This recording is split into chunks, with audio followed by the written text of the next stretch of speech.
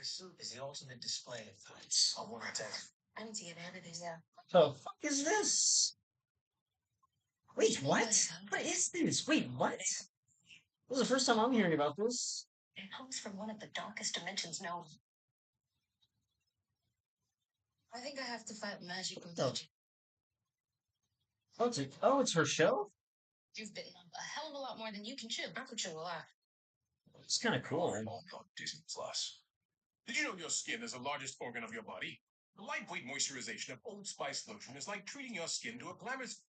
Let's listen to that shit again. That was really good.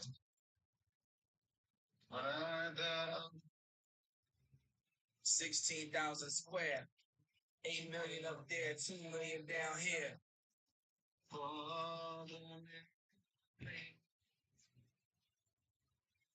But how Jones, Mama could see it, be strategic. I wear sleeves, diamonds, and needed. So be it. Get something to meet you. Oh, pick it up. Pick it up. All right. And then this is how I am. Oh my lord.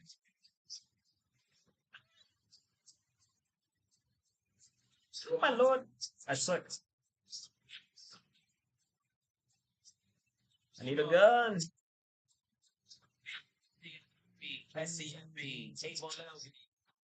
Oh my god, he's right there. Bro, find another. It's probably.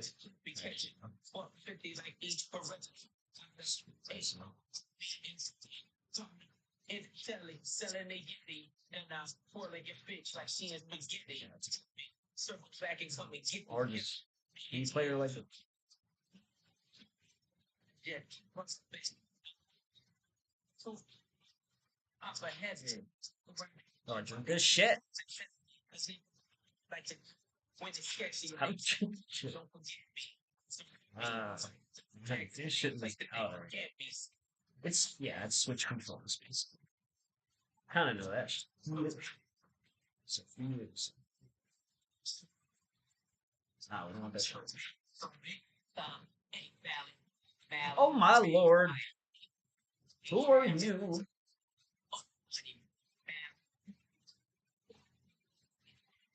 What in the world? Go.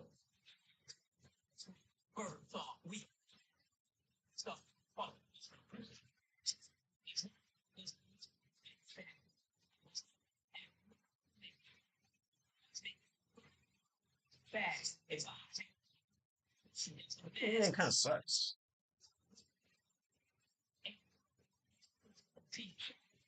Controls key up, they re-up. The pattern, like middlemen, they killing them. You know what happened. For sure should have died by now. Oh, the reloads? But it's kind of honest. It's all reloads. No! Why is everyone going after me? Why is everyone okay? So,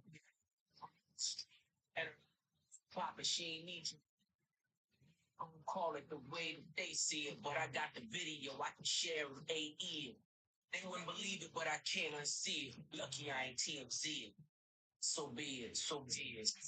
This is culture. Small.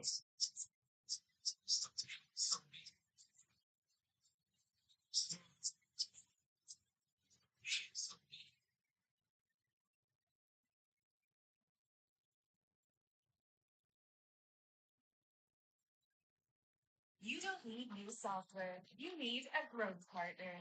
You need one easy-to-use system that does it all. We're Forest, born on the second floor and built for. Don't know. That bitch, I swear that bitch went from American to British. You're not familiar with Anthony Fantana, the host of the infamous music review channel, The Needle Drop, which analyzes genres all across the board. Since his first post 14 years ago, the self-proclaimed internet's busiest music nerd has grown a platform that gets the attention of even the biggest name artists, for better or worse. You talking shit about me having lyrics that are repetitive? That's not my. It's not my fucking question. Okay. Oh, I saw your fucking review. It's not I my saw fucking fucking question. 7 you gave. At his level of popularity, not all of your work is met with praise. And when it comes to the word of hip hop, Fantano is constantly having to defend his often unpopular opinions. He even managed to make some enemies along the way. My name is Luesta, and this is why hip hop doesn't respect Anthony Fantano. Anthony Fantano's decision to review hip hop has always been met with a divided opinion across the internet, and his supporters are often stating that everyone is entitled to their own opinion, even in music. Among those who admire his work in this regard are rappers like Joey Badass, who appeared on his stream a couple of years ago. Thank you for giving me the platform. I've been a fan for years. You know what I'm saying? I think we should take it and keep pissing people off. That's what I do. And it's your calling, dude. It's your calling. So you take that shit by the fucking nuts and you keep going, you know? At the same time, plenty of there despise the fact that Fantano has dipped into hip, claiming that he's just a suburban dude that speaks on music from the streets, has clear biases, and that some people write his like he's some sort of music genius because he listens to multiple genres. The truth is, Fantano considered these possibilities long ago and initially decided to steer clear of hip hop when he first launched his channel, knowing problems could arise if he didn't. But the quality of early 2010s rap was worth talking about, and it got him back into the genre. Names like ASAP Rocky, Danny Brown, Kendrick Lamar, and most notably, Death Grips. I didn't feel 100% comfortable with reviewing it, and it did make me even more uneasy doing so when at first, when I started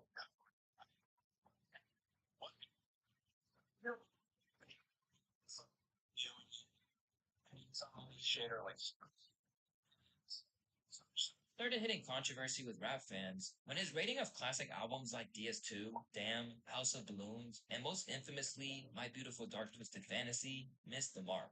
I enjoyed a lot of what I heard here. I just didn't like a lot of the drama that this thing served up because it just doesn't feel all that relevant. I'm feeling a light, decent 6 on this thing, but that's just my opinion. To this day, this is among the most infamous reviews from Fantano, and the video currently sits at just over 69,000 dislikes at the time of this recording. But backlash on reviews like these hasn't fazed Fantano, and he believes they are outweighed by the power that his platform has to uplift young rising stars in the game. I think a lot of people came to realize that. And I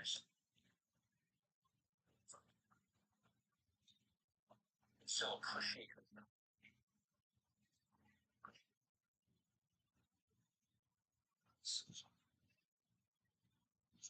Formed the careers of four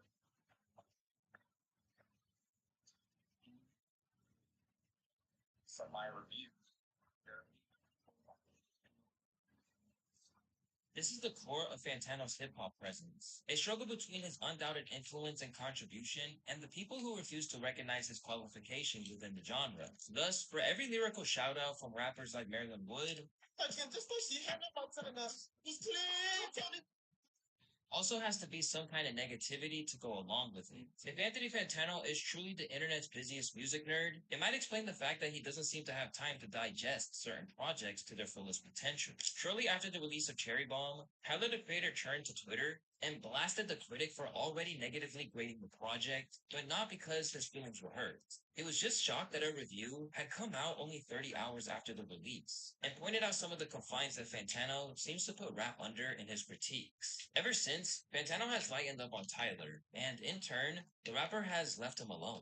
But the sentiments he put out have continued to echo through other artists, like Isaiah Rashad. Following a long hiatus, the TDE prodigy re-emerged with his long-awaited album, The House is Burning, in 2021, and its all-around quality had fans overjoyed. But Fantano was underwhelmed by the singles, and rated the album a 5 out of 10 on his review. It started to seem like projects that don't meet the caliber of Igor or Save Up the Butterfly were going to be discarded, which pushed Isaiah to jump online to air out his frustration. He's not employed by a magazine. He literally chooses to make money by getting views of hate-bombing people. It's poor journalism, too. It sparked a full-fledged battle where Zay fans were coming at Fantano, and even TDE's president Punch got involved when he asked a critic to explain his process for reviewing black music. There were a lot of people on the side of Rashad here. After all, he did release an incredible project, but there were still plenty of those left wondering what the hell everyone was thinking. Anthony knew he would have to settle the score, and when an IG Live with Punch fell through, he instead uploaded a video and repeated a familiar point of defense. I did. And I've been doing this for 10 years, if you don't remember, and what I'm going to get hate for at this point is pretty predictable. I appreciate the varying opinions on the record. I appreciate the content of the record, but as much of that element of the album is good, I can't use that to reconcile the fact that I just find the record underwhelming. So I have to be honest with you about how I feel. It's not always his opinion that causes problems, as what people consider cultural ignorance has gotten him into trouble as well, like a beef with Wale.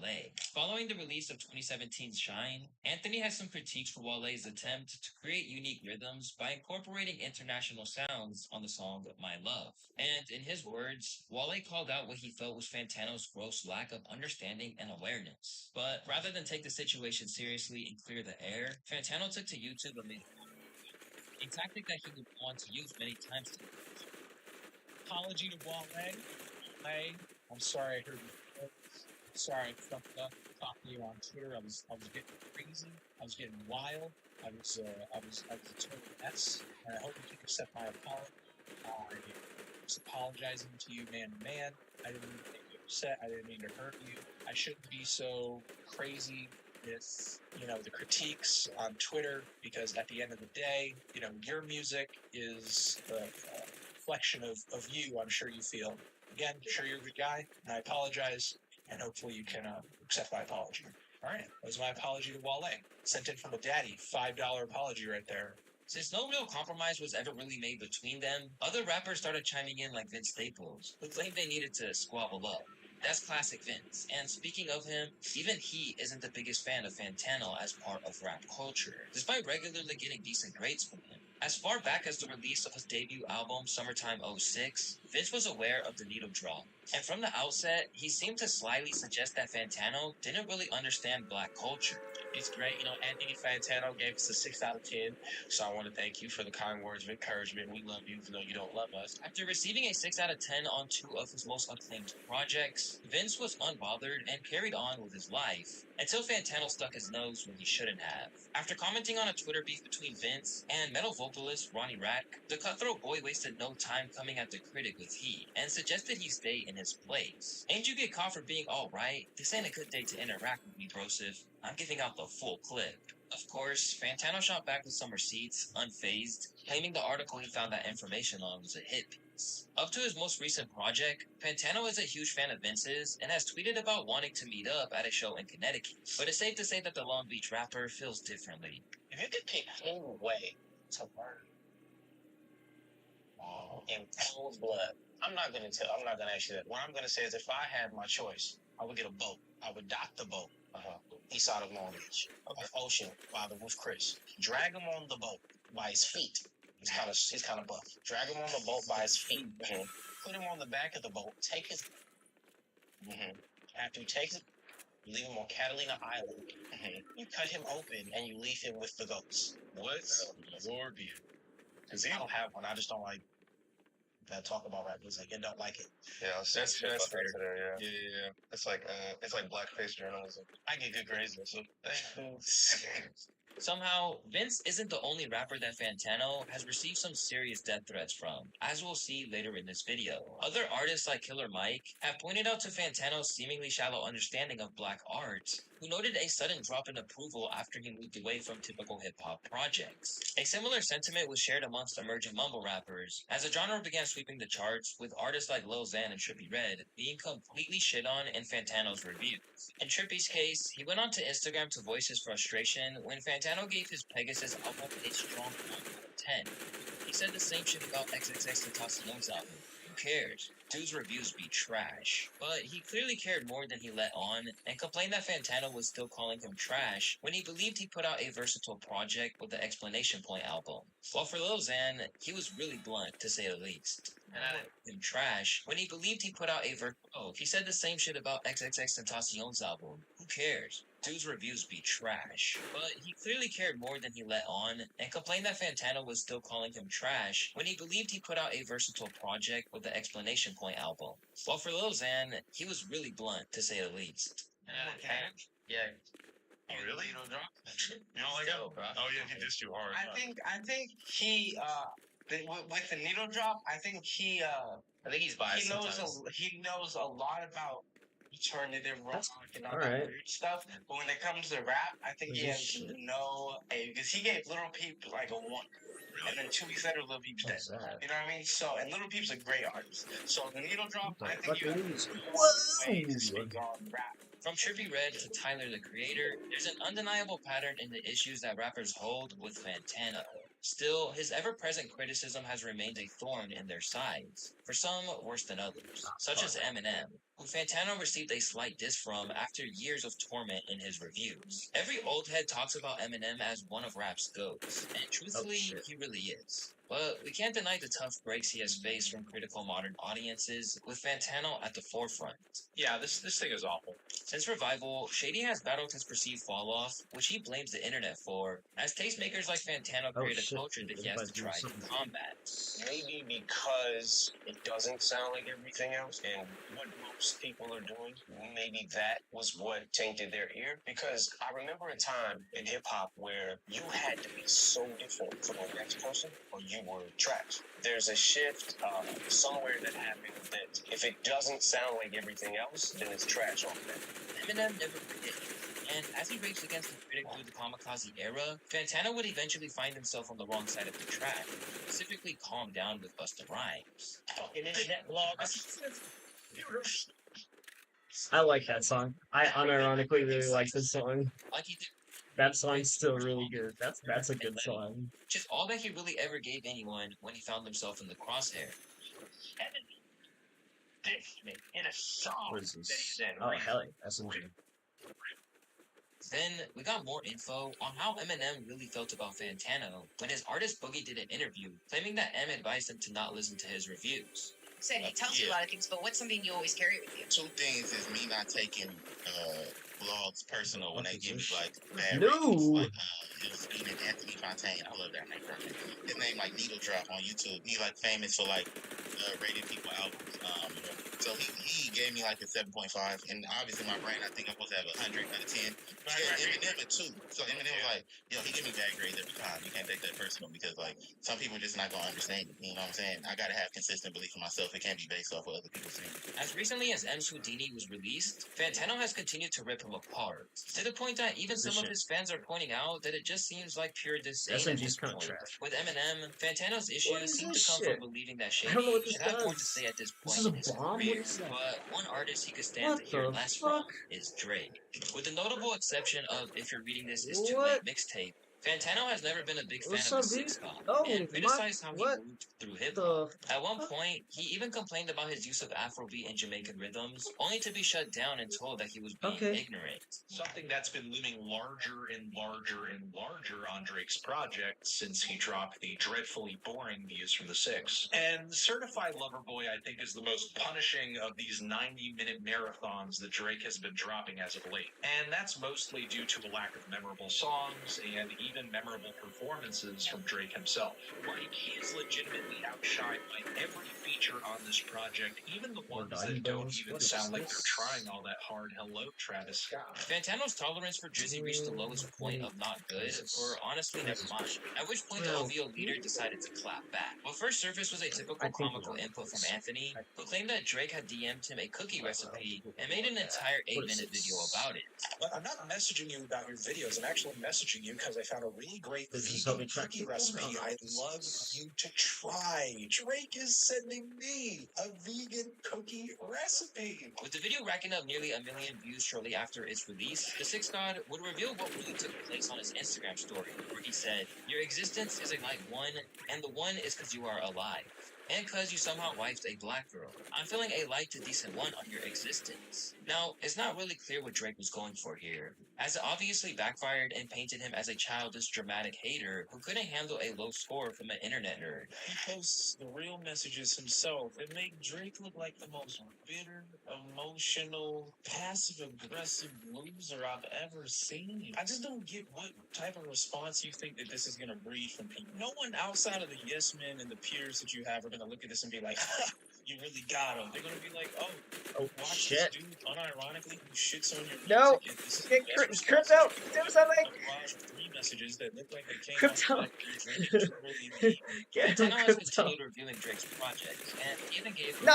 him a 6, but he didn't let Drake off easy. Crypto, you're supposed to do something.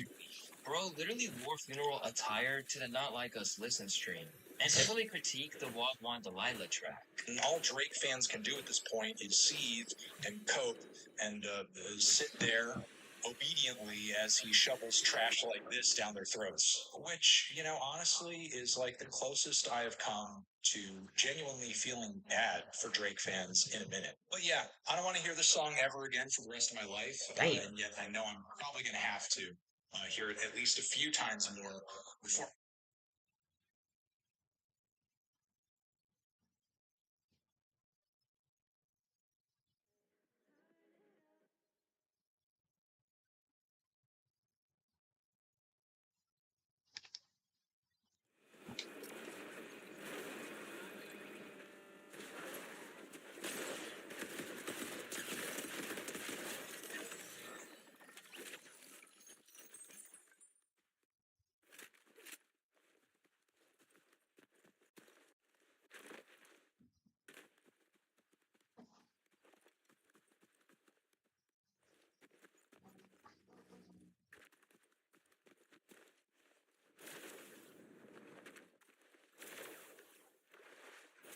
On the ground, because this is most definitely landing on my worst songs of the year list. Not every Fantano feud that a rapper may come across has lasted forever, though, as was the case with Logic.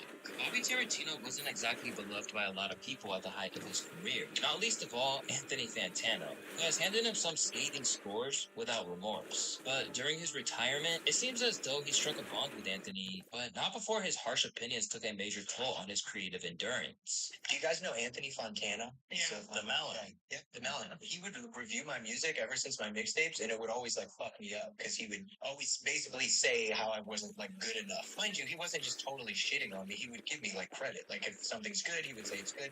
Mind you, it's just his opinion. I Right? feel like that But would I find fuck it with you really even funny more. that after I announced my retirement and stepped away, now me and this dude like text each other and shit. Now he's like, I consider him like a buddy. They seem to be on good terms, but Anthony will likely keep him at arm's length after the release of La Donda, a track where Logic admitted to wanting to kill his bald nemesis at one point. Kill it in my ball spot, Anthony Fontano.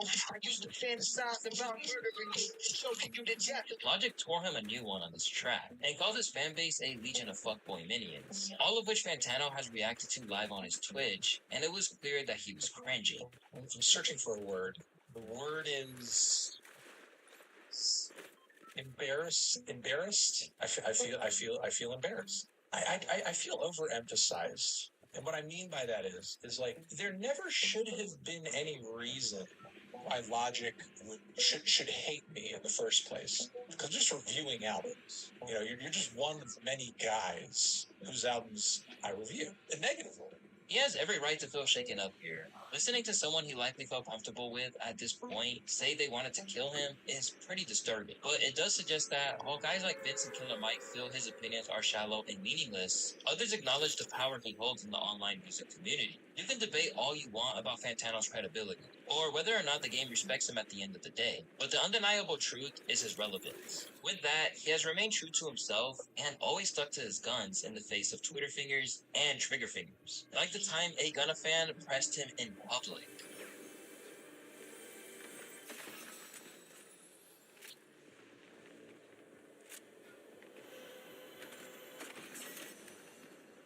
Nothing will phase this man from doubling down on his opinion. As he That's continues to crazy. I or did at not least know until that he decided to happened. put these relentless Wait, fans in their Jesus. face of That's Twitter fingers and crazy, trigger bro. fingers. Like the time a Gunna fan pressed him in public. Crazy.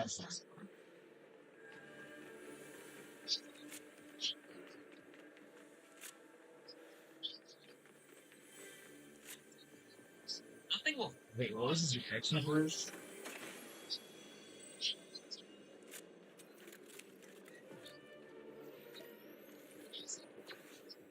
How does his face look when he's saying that?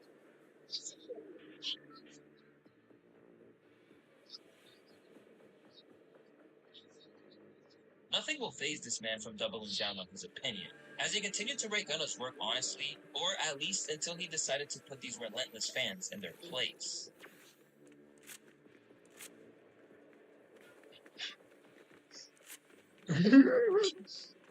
I love when he does that shit. This petty move warranted a response from fans, but also reopens the conversation of his blatant disrespect towards hip hop. Only reassuring he'll receive a similar sentiment. He does that But to. there's one thing that this genre I think he's really done that to values, other. and that's authenticity. He's One done that thing to not Anthony just refused to that. shy That away fucking from sucks. when it comes He's to his opinion. he's done that to other albums that aren't hip hop. He's done that to. I think it was a Korn album or some shit. He did the same thing. He just like ate cereal the whole time.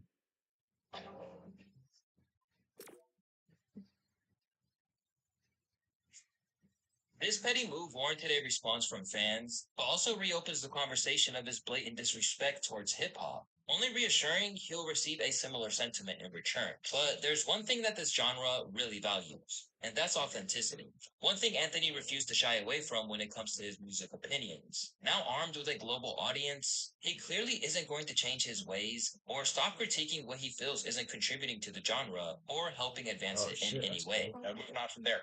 Ian, never stop. This is terrible. Just listen to Playboy Cardi instead. This is awful. Save yourself a stream. Save yourself a minute. Save yourself a headache. And for every person who hates him, there are just as many people who defend his contribution to rap discourse and appreciate his place in the game. So while not everyone in the booth or on the mic respects the melon, people aren't going to stop tuning in to hear what he has to say anytime soon. So don't be surprised if a part 2 comes out after he's finished with a new fresh batch of enemies.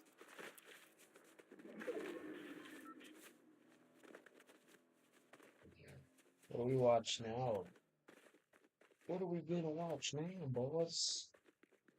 Anytime soon. So don't be surprised if part 2 comes out after he's finished with a new fresh batch of enemies.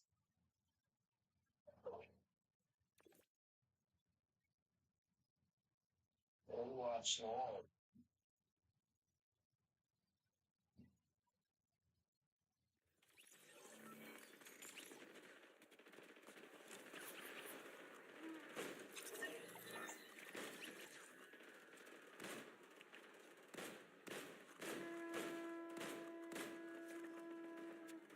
So I tell him it's one of me. He making fun of me. His girl is a bum to me. Like that boy is a cat. Saying he home, but I know where he at. Like, so I tell him it's one of me. He making fun of me. His girl is a bum to me. Like that boy is a cat. Saying he home, but I know where he at. Like, so I tell him.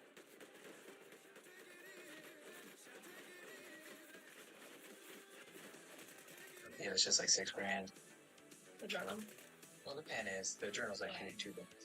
Because, well, first of all, yeah, it's a manga, which Wes Anderson. Do you know who Wes Anderson is? Wes Anderson. What? Oh no, just joke. Sorry.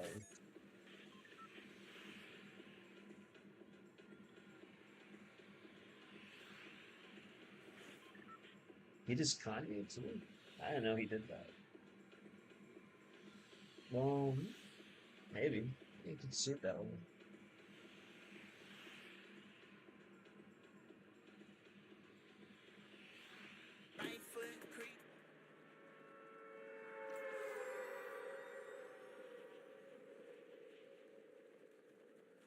LA, nigga, you know what? I'm trying to clean up my language a little bit in these videos, but Los Angeles gang members, there is nothing the FBI loves more than a gang with some structure. Why? Because if I'm the FBI, all I gotta do is find one guy at the top, and he'll link me to everybody else. You see, the thing about the little YNs in Chicago backdooring each other and being every man for themselves is that it's much harder to prove a racketeering conspiracy against them.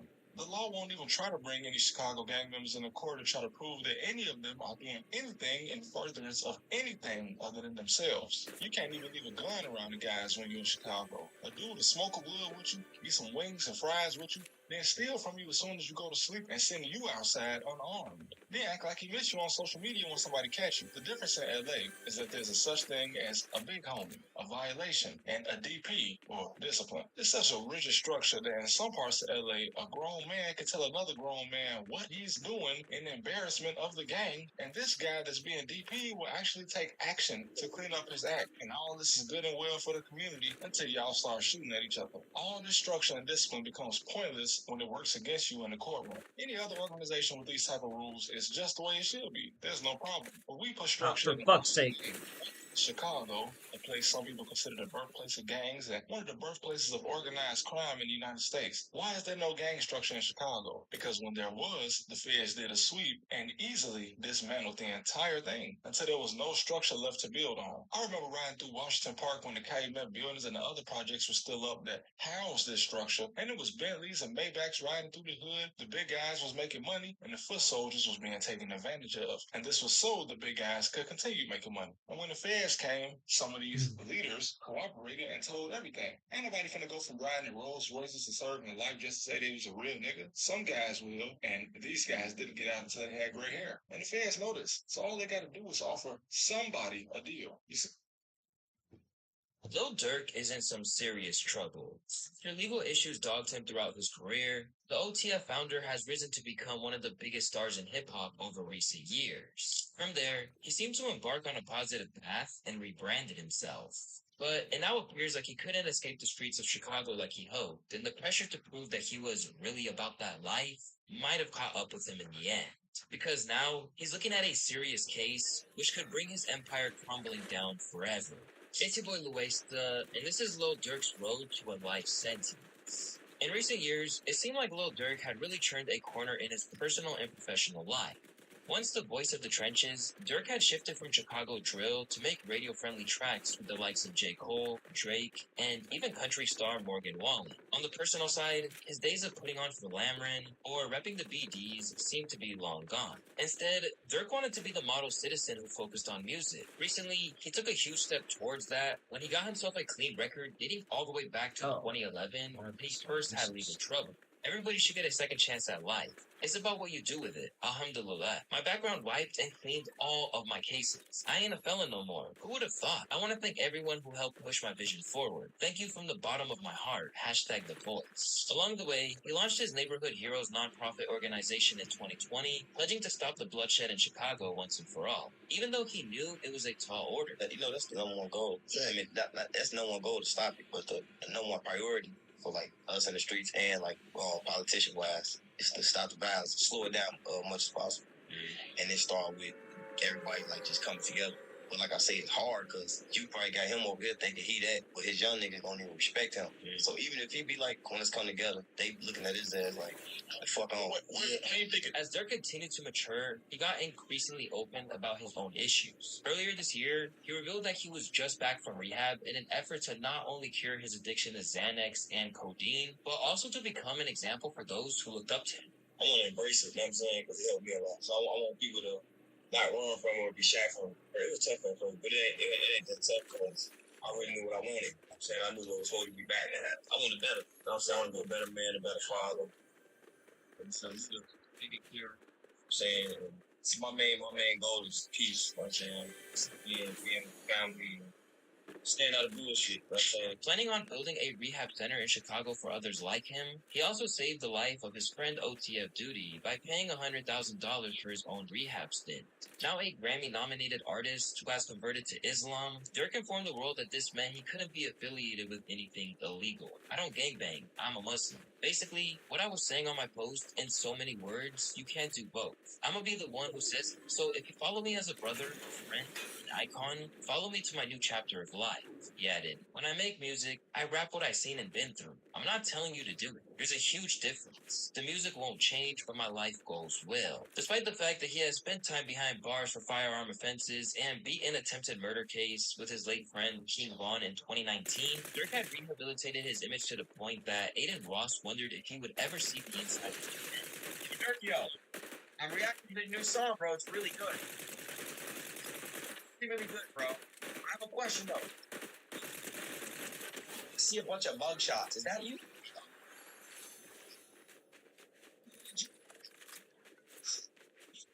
Like, how many times, though, bro?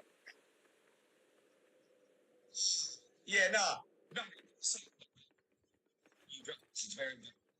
It's my music, for sure. You successful albums that were certified gold and platinum, Dirk was looking to carry on that momentum with the release of a new album entitled Deep Thoughts in November. From his early mixtapes declaring "I'm a hitter" to leading a foundation that's made a real impact on his community, Dirk has come a very long way. His transformation was recognized in a big way, earning him not one, but 2 separate keys to his city. But it seems like Dirk in front of the cameras and the man behind the scenes were 2 different things. Because it appears that even though he said he wasn't in the trenches anymore, he might have still been pulling the string.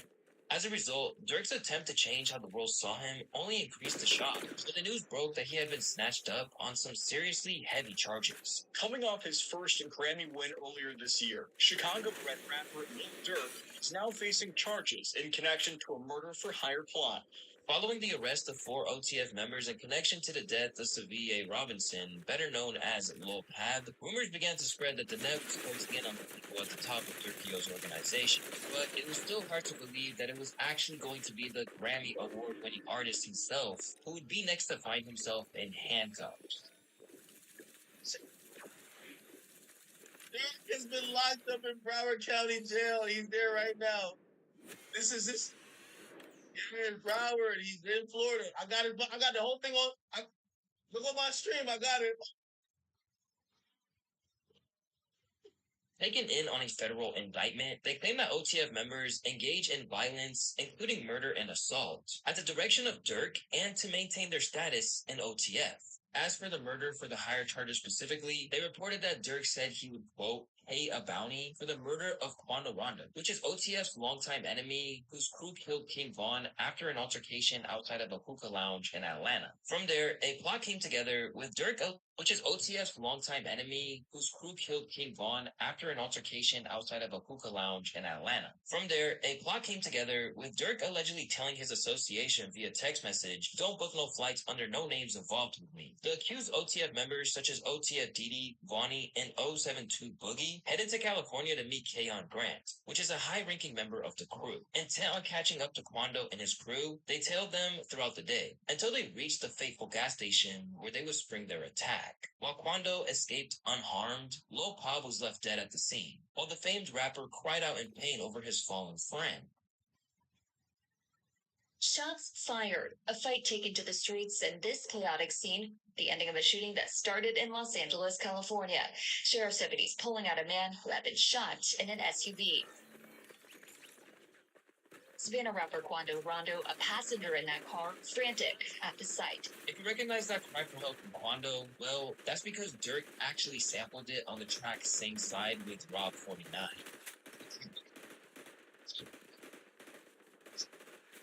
From there, the assassins headed to In-N-Out to discuss money before heading back to Chicago. So the alleged killers behind bars, Dirk realized that the net was closing in and was reportedly trying to book flights to Dubai and Switzerland out of Florida, but was apprehended before he could board them. With the flights purchased by OTF associated credit cards, it was alleged that an informant's recordings played key roles in linking banks to the murder for hire plan, including Dirk supposedly offering music industry opportunities and cash rewards in exchange for the killing of Quando Rondo. For a lot of people, the news that Dirk had got himself jammed up in a case like this after apparently turning a new life would be hard to comprehend. But if you've really been paying attention, then you would know that Dirk has left a few little breadcrumbs hinting at his involvement in something like this. Ever since the passing of his close friend and leading OTF signee, Dirk has been told by Chiracology Redditors, who've likely never even held a gun, that he had to quote-unquote slide for Vaughn. This is an issue I covered at length in an entire video which explained exactly why he shouldn't be getting involved in revenge plots. Ever since then, the hip-hop world has been debating over the whole thing,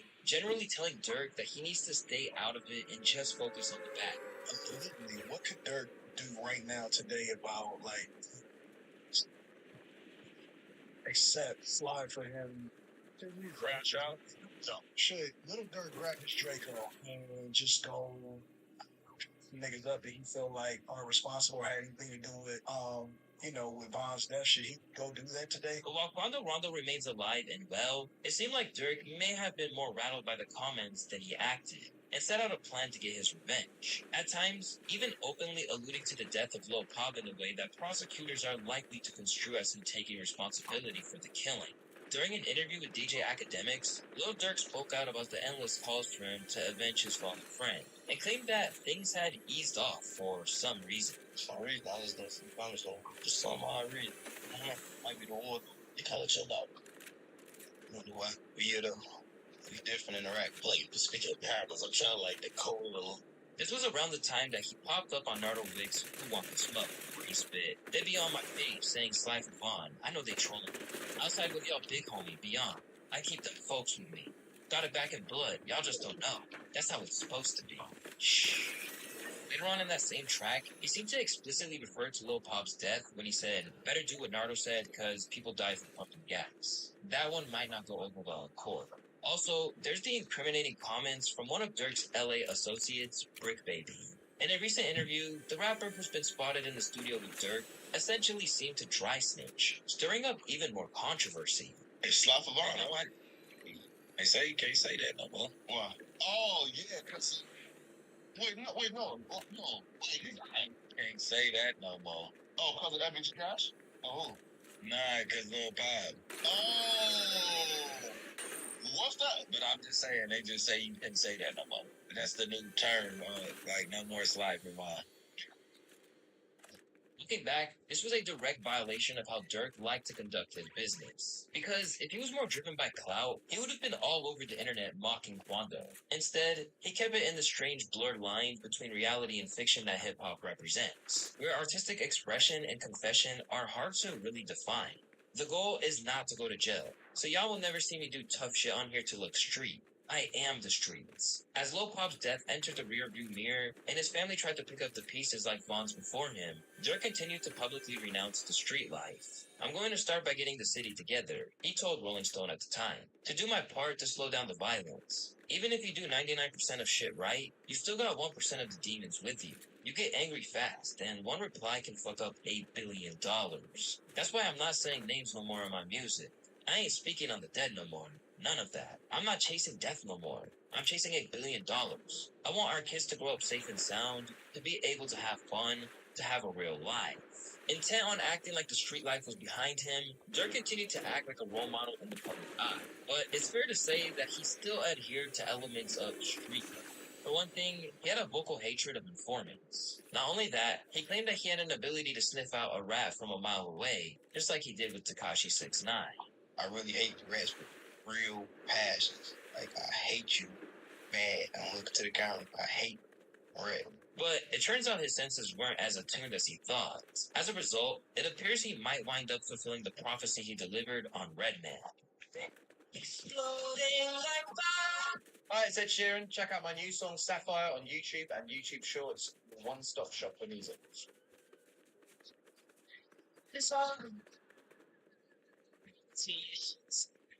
Despite Dirk claiming that he could still smell a snitch a mile away, the truth was that he appears to have had a few in his camp, and now it came back to bite him. What Dirk is charged with that. All the question, like, yeah. Somebody named OTF said that they told him. He said, watch this. That all this information that I know to correct this. I'm gonna tell this and that. Video earlier, I told y'all. If somebody say Dirk's name, that's all it's gonna take. Say that man's name. And although it's alleged that there are a few informants, OTF Jam is the one who's being pinpointed as the man that was wearing a wire and had given Dirk up. But unfortunately, all this proves is that once there are big prison terms being dangled in front of people, even lifelong friendships can go wrong. In a recent interview, Jam revealed that he and Dirk had been tight long before the fame. Okay, yep, that's what that does. That's awesome.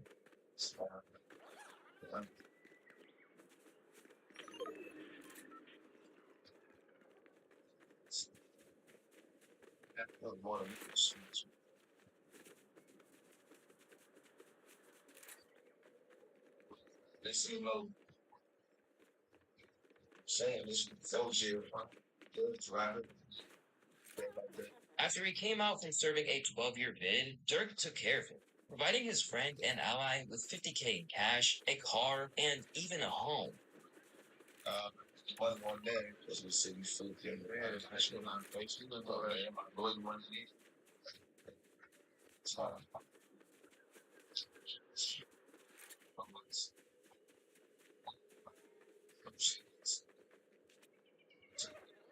To really rub salt in the wounds, there is also footage of Dirk actively praising Jam while he probably had a wire tucked in his shirt. Just like that, OTF Jam has single-handedly proven that when it comes down to it, there are no friends in the street. And according to OTF Twin, Jam was not the only one who was integral to bringing Dirk down. And unfortunately, this is another case where Dirk saw it coming in his music. On the track Federal Nightmares where he rapped, "Delete my iCloud if they really on me though. When trial come, it ain't on your phone. It be your homie though. He on the stand with his head down like you don't know me though. It ain't no plot and getting no lawyer if your homie told." Now looking at a life sentence or even the death penalty in Florida, it's easy to look at the betrayals Dirk has suffered and think that his friends sold him out. But the sad fact remains that if he was really leading the life of a reformed man that he claimed to be, he wouldn't be in this situation. Despite the fact that the street mentality told him what he should have done, every other instinct and circumstance of his life should have told him not to retaliate. Even King Von's grieving uncle, Range Rover Hang, has said that it was in his hands to break the cycle and leave the street life behind once and for all. As, in his opinion, it led not only to the death of King Von, but Dirk's late brother, D-Thang, too.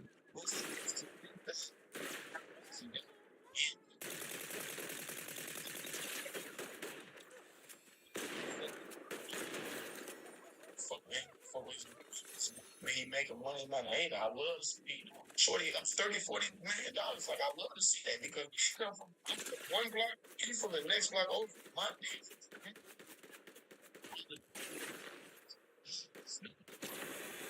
just happen to see him now. Then say these people names and souls. Power Chicago to make us. The advice didn't just come from inside Chicago either. During an appearance on $1 Million of Game, Wallow openly pleaded with Dirk to refrain from doing anything rash to get back at Rondo and his crew. To start, he shared a personal anecdote about his own moral dilemma that threatened to consume him. The living conditions, nigga, you big, that's not you. You're not what the you going through. So just hold on and keep going. I'm telling you, man, I can name 20, 30 niggas. My homies is dead. I'm here though. I'm gonna say some shit that, like, this is documented. You know, I got a TED talk. I forgave my brother's killer. And I'm saying it to say this. Nigga that killed my brother. My brother died in my grandma's arms at the house. And we grew up in. He shot my brother. He ran to the house. He died in Natty Hog when she opened the door. So I'm telling you, this some real shit, man. But rather than heed the warnings of people like Wallow, Dirk allegedly decided to tap into his old ways. And because of this, so you're in a position to power Chicago and make this see. You should be like, man, I ain't no more man no more. The advice didn't just come from inside Chicago either. During an appearance on $1 Million of Game, Wallow openly pleaded with Dirk to refrain from doing anything rash to get back at Rondo and his crew. To start, he shared a personal anecdote about his own moral dilemma that threatened to consume him. The living conditions, nigga, you big, that's not you. You're not what the you going through. So just hold on and keep going. I'm telling you, man, I can name 20, 30 niggas. My homies is dead. I'm here though. And I'm gonna say some shit that, like, this is documented. You know, I got a TED talk. I forgave my brother's killer. And I'm saying it to say this. Nigga that killed my brother. My brother died in my grandma's arms at the house.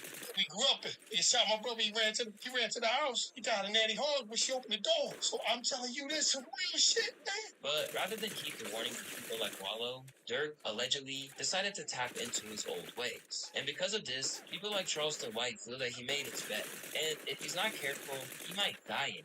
Now your favorite rapper go to jail look like he got a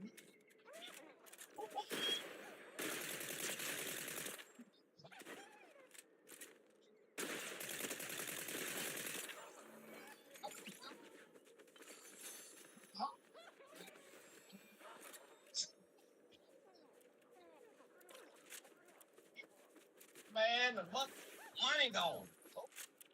In one moment where your emotions override your best intentions, your whole life can change. And unfortunately, it's looking like that might lead Dirk to no longer spend his nights in penthouses, but penitentiaries instead. Since his early days, Dirk was intent on making it as a rapper. So even when his friends were in the streets, the music remained his focus. What was your prior relationship with Dirk?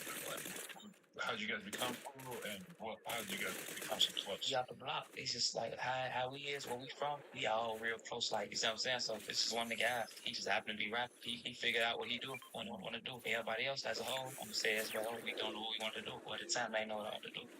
We finna try to be the biggest drug dealers. We thinking streetwise. Well, he just wanted gas. He rapping and this shit work. From the very start of his career, he's been trying to leave his old life behind for good. Coming from feeling like the underdog to standing on top of the city, it feels good. It feels good to just be working and to be motivated by the hate going on, but to still be able to do Stop the Violence programs and be a part of Chicago, period. Dirk informed the Fader way back in 2015, but I had to sacrifice to get here. I had to sacrifice friends. I even had to sacrifice my house because I used to live in the wrong area. I had to stay out of the streets, stay out of the way. I had to sacrifice the streets. But rather than be able to reap the rewards of everything he had accomplished, Dirk is now looking at a lengthy trial which might lead to a life sentence. From the inside, Dirk can no longer be the voice that helps to uplift Chicago. Instead, he's just going to be a cautionary tale of what happens when that city and its street warfare clouds your mind and judgment. Dirk can help the city from the inside. All his team can hope for at this point is that there's a way out of a predicament that looks impossible to overcome. As always, it's your boy Luesta, and I want to thank you all for watching today's video. We worked really hard to get this out fast enough for you guys, so I hope you appreciate it. If you do, drop a like, hit subscribe, and I'll catch you guys on the next one. Peace.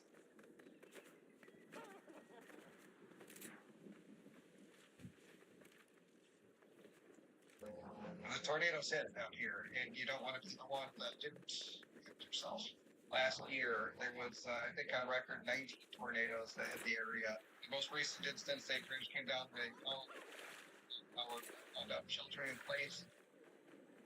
With impressive sales and #1 records in his catalog, it's fair to say that Meek Mill was once considered one of the biggest artists in the game. Now, rappers losing their spotlight isn't anything unusual. We have seen countless artists rise and fall for many different reasons over the years, but what makes Meek's journey from the top of the music industry to a lower level of fame so intriguing is not that he lost his ability to produce quality music, but instead, it was simply the fact that he became an internet laughingstock, and people haven't let up on scrutinizing or mocking every single thing he does. How did this happen? Especially for a rapper like Meek Mill, whose career began as a respected street artist and was raised in one of the grittiest neighborhoods of Philadelphia. My name is Luesta, and today we're investigating all of the events that led Meek Mill to getting clowned out of his career. Capable of spitting bars which depicted him in those rough areas of the city of brotherly love, Meek's early work felt raw, rugged, and essential at a time when not many street artists were popping off. Summer nights can even turn cold. And the streets of Philly when niggas don't even turn cold. My heart pumping to return gold. And even to this day, people still reminisce to the times when he was dropping classic mixtapes, or even his debut studio album, Dreams and Nightmares, which was home to one of the greatest intros of all time. So I had been a man at time or some life. His potential was evident for all to see, so much so that it's hard to believe that it went so wrong from there. But if we're to look back at when things began to get out of his grasp, it arguably started with a rapper who's about as far removed from the streets of Philly as possible. If we were to pinpoint the moment where Meek went from a formidable MC to a figure of ridicule, it's fair that beefing with Drake is when things went from good to bad. As everyone, including myself, has covered extensively, Meek and Drake had a collaborative relationship until a track by the name of Rico, which dropped on Meek Mill's 2015 album, Dreams Worth More Than Money. After Meek took exception to a line about the girl of your dreams, which he interpreted to be about his then-girlfriend Nicki Minaj, a beef ensued when Meek decided to out Drizzy for having a ghostwriter. But ghostwriter or not, he was about to get smoked when it came time for diss tracks to drop. On Back to Back and Charged Up, Meek pretty much got bodied in front of the whole world to see by Drake. To add insult to injury, Drizzy then detailed on his song Summer 16 that one night when they were both in the Four Seasons, Meek and Nicki had the room below his suite. To capitalize on this, he played Back to Back over and over again, with Meek doing nothing about it. Considering Meek was known as the hard-edged rapper from Philly, this wasn't a good look. But what didn't help is that there was a domino effect to getting clowned by Drizzy, that even his then MMG label mate Wale got involved in. I honestly think how brought like a pencil to a gunfight. Yeah. You ain't bring a knife, pencil. You know what I'm saying? Piece of paper. Try to paper cut him to death. Like, you can't compete with somebody that got them type of relationship. In response, Meek didn't aim at Wale meaningfully.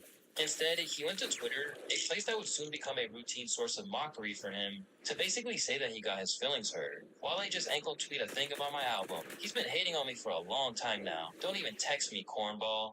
Alongside coming across as overly sensitive, the fallout from the Drake beef continued to have a ripple effect on his career, because every time he tried to stick his neck out and reassert himself, he just got destroyed publicly time and time again. When he decided to fixate on Drake's alleged ghostwriter, Quentin Miller, and even ordered his goons to put the beats on him at one point, it just seemed like a complete overkill to most people. Still unwilling to take the L and simply move on, Meek then implanted himself into the Joe Budden and Drake beef, where he referred to Budden as a crackhead. In typical fashion, Joe clapped back with a simple but effective putdown, and basically won the beef by letting the world know that he was simply too elite of a spitter to go blow for blow with Meek.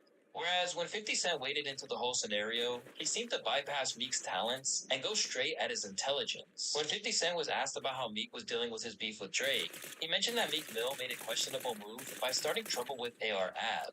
AR Ab is not just a rapper from Philadelphia like Meek Mill, but he's also known for being involved in some serious criminal activities that has him locked up in prison for the foreseeable future. Drake had mentioned AR Ab in back-to-back, and Meek Mill's decision to target him was seen by 50 Cent as a bad move, suggesting it wasn't smart to stir up issues with someone so notorious. They turned into the kid being on stage saying fuck AI. And I didn't understand it when he did that. I was like, it's a special kind of stupid going on. Now you just took something that completely was non-threatening with Drake and this one and turned it into something that could potentially turn into you bumping and killing. You know, he's really not that bright. That kid is not that bright. Look, the easiest thing you can do is bring other people into the statements that you're saying, right? While you write music.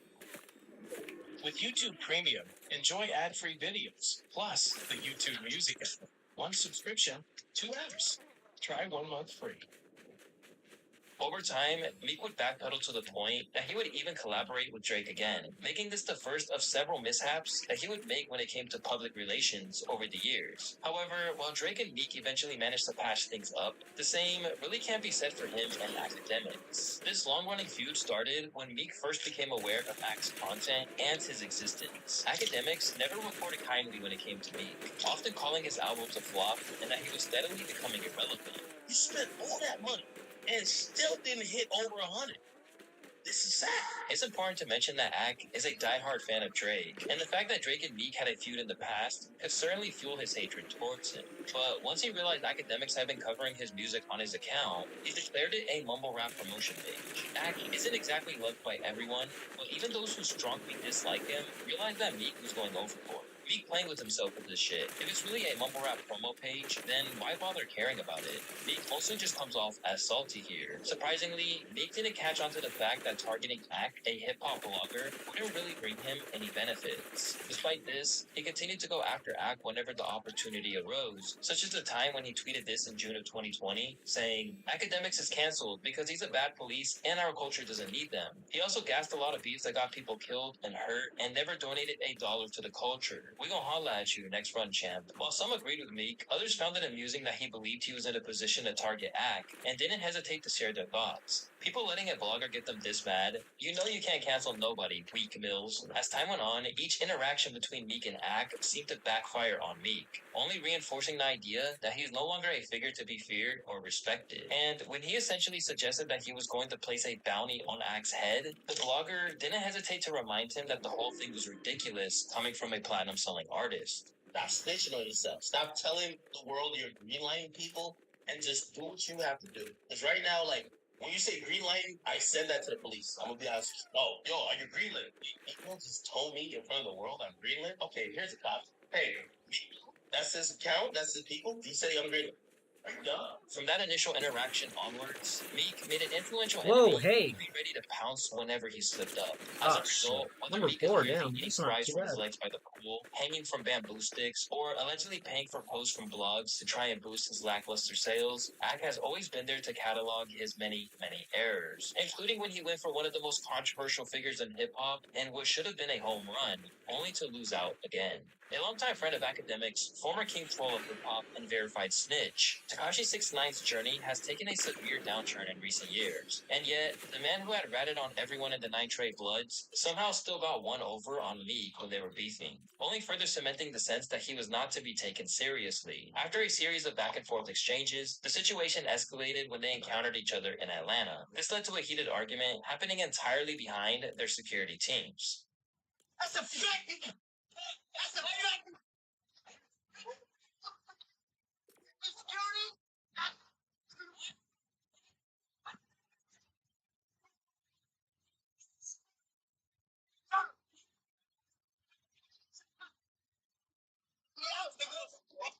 You take and you with police. And you with police. Look, It didn't look good for either of them, but for Meek, who was seen as a real gangster, it especially hurt his image, which was already taking a lot of hits. For many people who supported him before, this moment seemed like a turning point. Meek became an L after this shit. I'm sorry, I can't fuck with Meek after this. For others, it was a sign that Meek has some growing up to do. You gotta stop putting people in positions that they're not ready to be in. I feel like a lot of the shit that Meek has going on, he was kind of pushed into it. Any wrong move and you become the villain. Right. Meek should have ran from that situation, and the internet would have killed him and said, look at Meek running. Like, no matter what, Meek was going to lose in that situation. This brings us to a critical aspect of Meek's career. For years, he seems to be caught in somewhat of an identity crisis where he can't decide whether or not he wants to be a street rapper or a motivational figure. This uncertainty in his choices often makes it easier for fans to criticize him. Obviously, in his younger days, no one expected Meek to be a socially aware rapper. But following his incarceration in 2017 from a parole violation, the man that reemerged seemed to be different. After being released from jail, Meek became a campaigner for change. Teaming up with Michael Rubin, who also wouldn't make things any easier for Meek in the long run, as you'll see later, Meek launched the Reform Alliance, an organization which fought to change how the prison system and sentencing operated. This was a far cry from street beef, and it looked like Meek had really turned a corner. come from being in prison just 7 days ago, what I call history, because I know it's a lot of voiceless men and people I personally know from being in prison, sitting next to them every day, who are dependent on me. And I feel like God has given me a great platform to help many others and make Philadelphia, Pennsylvania, and the world a better place. However, just months after it appeared he had a new focus and brand direction, he was back to speaking recklessly. One example of this is when he got himself banned from the area by a local artist named Poundside Pop. Rather than continuing to preach the virtues of peace or rising above it, Meek tweeted, "We run the hood. The fuck is you saying? LOL." At a time where he should have been moved on from worrying about running Philly to running his own businesses like his mentor Jay-Z, Meek had still talked tough whenever the opportunity arrived. And at the age of 36, it's not necessarily a good look. Niggas ain't fucking with me, man. I be hearing a lot of people talking and shit like that. It's really like that. Like, if I go out in my hood, it's really like that. We really, I don't want to entertain of, we say we got 500 murders a year. That means it's a lot of killers in our neighborhood. When I come out in Philadelphia, I'm like super safe. You know what I mean? It's not nothing to promote. And if I come out, we bring real street niggas together from city to city. Yet, as Wayno noted on Everyday Struggle, this wasn't a lesson Mill seemed willing to learn, and it meant that his own Dream Chasers label couldn't take off as it should. I wish that he see that he's like, I wouldn't say above things, but certain things he just gotta stay out of. You know what I mean?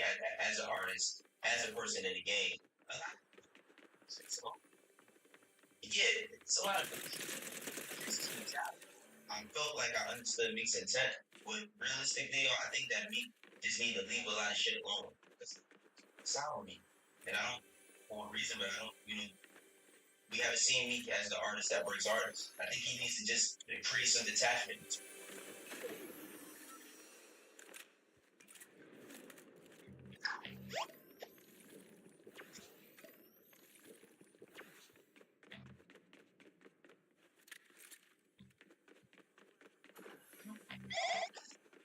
How was this? Rather than just being a statement without evidence, Wayno's words would come true when it was revealed Roddy Ricch happily discarded his ties to Meek once he got big. To preface this, it's important to note that Roddy Ricch was once speculated to be on Meek Mill's Dream Chaser label, to the point that he was even spotted wearing a DC chain. Roddy Ricch had a big affiliation to Meek back in his early days. However, as time passed on, Roddy's connection to Meek began to fade, and he has since stated that if he were to sign with any artist's label, it would have been Nipsey Hussle's as he felt Nipsey did more for him than Meek ever did. Still, Meek continued to assert that Roddy was taken from him by Atlantic Records, and that he had been blackballed during one of his infamous Twitter rants. In response, Roddy, who is 11 years younger than Meek, explained that this wasn't the right way to go about business. My only situation with him, he know this, so I can say whatever I want to say. One thing you're not gonna ever hear me do. I'm a real nigga. I don't speak on shit with niggas. I explain this to him. Please, let's not speak on our business and situations. Can't even call each other on the phone. Essentially cut out of the Roddy Ricch story, this isn't even the only time that his label basically threw Meek to the side. Even when he was deep into his career and should have been seen as a fully fledged star when he released 2021's Expensive Pain, they still treated him like any other artist they had just signed. So why would they do this? Well, due to how Meek is treated these days, and how much the fanbase's perception of him has changed over the years, they can do so with no consequences. Besides, his sales figures have kept declining to the point that even when he and Rick Ross dropped a long-awaited collaborative album in 2023, it peaked at number 23 on the charts and barely sold 31,000 units. Robbed of that kind of hunger his fanbase used to have for new music, Meek is still trying to keep the buzz alive, but unfortunately, the way he goes about it also plays into how he's treated like a punchline by so much of the hip-hop audience. But rather than sticking to his guns and doing what he wants to do, Meek cares far too much what people think. This was especially clear in June of 2023, when Meek took to Twitter to basically ask if he fell off. Who thinks I fell off, or don't really think I got it with rapping? I for real need answers and tell the truth because I'm not taking it personal. I need to hear how people think before I do what I do. A social experiment. With fans ultimately agreeing that his music doesn't hit as it used to in recent years, this intense search for validation left both fans and hip-hop commentators, such as Charlemagne the God, to clown him even more. Well, why do you care what people on social media think? Why do people need validation from social media? And by the way, Meek, you can't get on social media and ask a question like that. Nah, because that's what I nobody's there to give you serious answers. Not at all. Cut it out. I would say probably 80% is going to be BS and they just going to be attacking you because they can. And when you consider how brutally Kanye West disrespected Meek, it's obvious that the big dogs in the game also don't see him in the same light because of everything he's done to make himself a target for clowning. For example, look how Kanye reacted when Meek tried to call him out for wearing a White Lives Matter t-shirt amidst the George Floyd riots. And I put White Lives Matter on a t-shirt. Oh, you know what? Let's go get celebrities. Let's go get Puff Daddy. Let's get Dave Chappelle. Let's go get Meek Mills. What made somebody think Meek Mills could say something to me? Laces Journey, so Yo, this is the funniest thing of the That's kind of And I put White Lives Matter on a t-shirt. Oh, you know what? Let's go get celebrities. Let's go get Puff Daddy. Let's get Dave Chappelle. Let's go get Meek Mills. What made somebody think Meek Mills could say something to me? Laces Journey, so Yo, this is the funniest thing of the Yo, man, I'm about to start crying, laughing, man. Somebody thought Meek Mills. Although he didn't respond to these claims, it didn't make any impact because, at the end of the day, Ye and Meek are seen as in two different leagues, not only creatively, but financially. As Ye has no shortage of slip-ups on his record, the one thing you can't say is that he isn't true to himself. Meanwhile, the past few years have resulted in leagues, not only creatively, but financially. As Ye has no shortage of slip-ups on his record, the one thing you no shortage of slip-ups on his records. He points to leaks. can't say is that he isn't true to himself. Meanwhile, the past few years have resulted in Meek being viewed as a toy for billionaires who like to boost their credibility by dealing with hip-hop, as was the case for Michael Rubin. As I mentioned earlier, Meek has been linked up with Michael Rubin for a long time. Since then, he's added Robert Kraft to his list of exceptionally wealthy friends. But that doesn't explain the way that he gets treated by these guys, considering that Michael Rubin should really be treating him like an equal partner in their organization. Meek, the former gangster from Philly, has allowed himself to be mocked by these people too. Posting pictures of the toilet bowl after the Rubin white party like a sorority girl on wine coolers, to the many, many pictures of them embracing very tightly. The relationship with Rubin might have done wonders for his advocacy, but not for his reputation.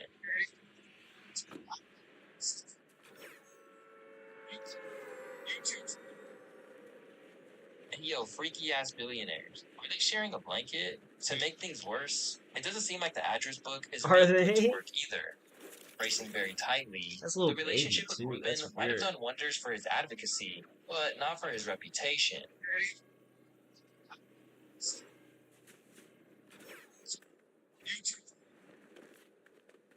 Yo, freaky ass billionaires. Are they sharing a blanket? To make things worse, it doesn't seem like the address book is being put to work either. With Baby also getting his reputation destroyed by staying around Ruben, it was presumed they were to acquire game. But by the looks of it, this isn't the case whatsoever, as Meek still can't bring his projects to life. Meek said this on Threads. He said, yo, where's that person in Silicon Valley that will work with people like myself, with influence, building social media, music-based app, where you go to hear new music, watch exclusive interviews and content? Where, if you sign up, you may get new content from your favorite artists and sports players. I think I would do sports and entertainment. Deep science. Now, if you're hanging around 15 billionaires and you still tweeting like this trying to find that nigga, what the fuck are these billionaires doing? What are they doing for you? Big hugs. I think Meek may have meant to send this in a group chat. I'll be like, yo, Meek, why are you asking the general internet this? Meek should be going to Mike Rubin and say, listen, no more drunken hugs. Try to rub my leg no more, buddy. What I want you to do is that I have this idea for an app. Y'all are using me for my social equity and my cultural things. Yo, let's do business. Between all of the mistreatment he's received both in rap and within the most exclusive sectors of society, it's now created a scenario where no matter what he does now, it's always tainted by his public persona away from the mic. As a result of this, it doesn't matter what he does, the go-to response is to mock him. For instance, Meek wasn't even given any leeway when his team made it to the Super Bowl. Although Dreams and Nightmares was a bit of an unofficial anthem for the Eagles, his decision to celebrate them making it to the big game with a freestyle over Hit 'Em Up just led to even more trolling. Bro could have just congratulated the team and moved on, always doing the most. I refuse to believe Meek Mill is a real person. Aside from that, one of the biggest factors that continues to damage Meek's credibility is that things just aren't well thought out. Screaming in fast food restaurants aside, this is a guy who will ask how African people hear his music, or announce his love for Candace Owens, even after she spent months dissing him for going to jail, and not expect to get any backlash because he doesn't calculate his moves at all. Likewise, when he tries to assert himself, like when he recently revealed that he charges $250K for a feature, all people did was wonder how this was possible in 2024. We can name 1,000 better ways to spend $250K other than a Meek Mill verse. Seen as the butt of every joke, it's reached a point where he can't even kick an abuser off his label without getting blasted for it. Once footage surfaced of Dream Chasers' artist, Vori, literally threatening to kill his girlfriend, Meek Mill took swift and decisive action to remove him from the label ranks. As, let's face it, the last thing Meek needs is even more bad publicity or reason to be torn down by the general public. But even with Vori behaving in such a deplorable way on camera, people were still not willing to take Meek's side or stand with him in the action he took. Dude always preaching about some bullshit. Bro, we don't even care if you're from Philly. Vori is better than Meek. This ain't 2012. No longer seen as a top-tier artist, nor a cultural figure of note, it's fair to say that Meek's mishandling of his public image and the scrapes he's gotten himself into have really done considerable damage to his career. To make matters worse, it was recently revealed that Meek was one of the redacted names listed in a new sexual lawsuit against Sean Diddy Combs, leading many to believe the rapper is gay. This has sparked numerous memes all across social media, as Meek's response to the drama was to say anything but admit it was false.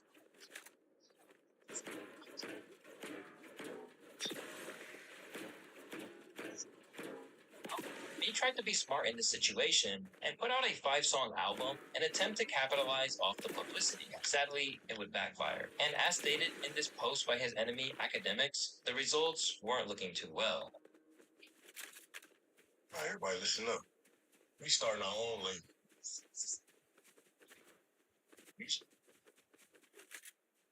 Whoa. DJ Academics is always in the headlines for one reason or another. Whether it's his conflict with artists like Freddie Gibbs and Saucy Santana, his controversial comments, revelations about his personal life, or the chaotic personality that he displays on social media. Although his whole job just revolves around reporting on hip-hop news and drama, he somehow managed to be labeled as the most hated man in the hip-hop genre, to the point that these days, it seems like people are trying to bring him down once and for all. Today, we're going to showcase all of the events that led him to this unfortunate point, starting with the time that he was called out by Nipsey Hussle in 2017.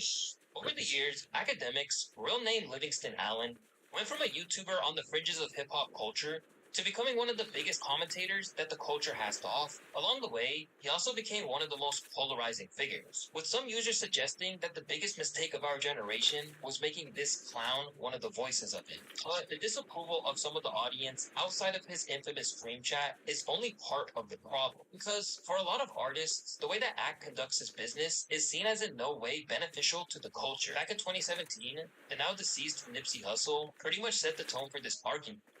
Yeah, he's a buster. He's a real one. He's a whooping as in real life. He's behind the camera and you guys let clown be clown, man. I was on Everyday Struggle and I walked out just because, I'm not a clown. I don't come from that world. Make jokes about who's the fuck is up. He's up for trying to fair fights. He got a little internet run going. Let himself destruct because he's on the planet. The only problem for those plotting on his downfall is that ACT has weathered every storm, even when he turned a whole city against him. Back when he was still at Rutgers University, ACT began making a documentary series on the inner-city gang violence in Chicago, which is known as the War in Chirac. Check it out now. See, niggas don't plan on living more than 10 to 15, 20 years, 25 you're pushing it.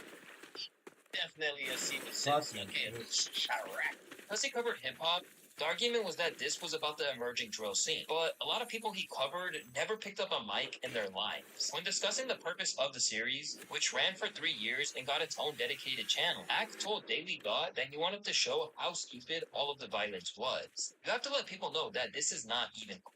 This is ridiculous. You have to point out or use satire, and that's exactly what I've done. However, this comedic tone he used in the videos wasn't something that the people on the front lines, or witnessing their friends lose their lives in the Oak Block, Tukaville, and the other areas involved, appreciated. Eventually, he came face to face with someone from Chicago, and he took the chance to let the world know how the people on the ground really felt about him. I wanted to slap you in your face, honestly. And I'm just seeing you here, so I'm like, this is a tame environment. So I would keep it to my word. Like, whatever made you feel like you had a space to have a perspective on our people dying on a daily basis. And I'm gonna tell you the truth. I really think like this is not a video game. I've known since I was 5 years old, and to see this little voice and make jokes about it, like I was waiting to see you. To this day, Vic Mensa still hasn't been able to let this go, calling ACT's channel a parasitic platform in February of 2023. His sentiments about how ACT used the Shy have been echoed by other Chi-Town rappers like G Herbo and 600 Breezy. Okay. Academics always got me into some shit. Stop putting it together and I'm gonna get over with you, academics. Although he managed to get some Chi-Town rappers onto his podcast over the years, such as Lil Durk, it's no surprise that he still has no plans to visit over fear of what would happen. I go to Chicago. You won't catch me in Chicago. And that's because of the whole Chirac stuff. I think me covering Chicago, I've developed such a fear of it. But when he's not getting heat for using a whole city's heartache to make his name, he's catching flack for his obsession with numbers. Over the years, Academics has been so preoccupied with first-week sales to point that, to him, it eclipses any discussion about artistry or the quality of music. And that's what the numbers do. The numbers just signifies who's consuming it. Let me ask you this question, right? This inherent question that goes outside music. If a tree falls in the woods and nobody hears, it doesn't make a sound. If someone makes the most amazing music ever, but no one listens to it, isn't that amazing? It's a mindset like this that has done damage to his credibility and his relationship. Like when he infamously said a legend like Young Thug wasn't a big dog in hip-hop because he sold under 100K. It also led to him losing an ally like NBA Youngboy, who was cool with him until he started going down that route with one of his projects. Tell you.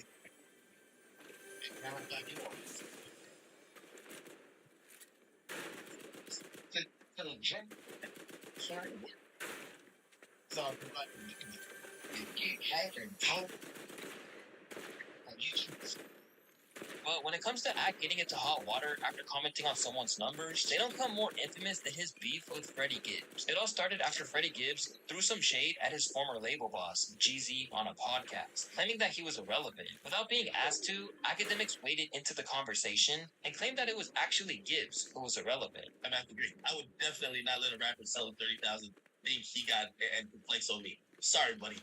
I've been working in this game. So ACT might have been able to come out on top in most situations he found himself in up until then.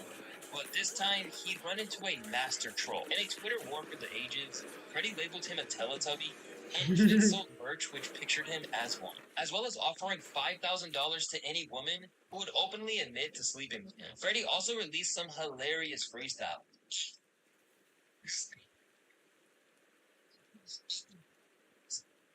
And overall, it seemed like Freddie had the last laugh, and Ack even admitted this on No Jump.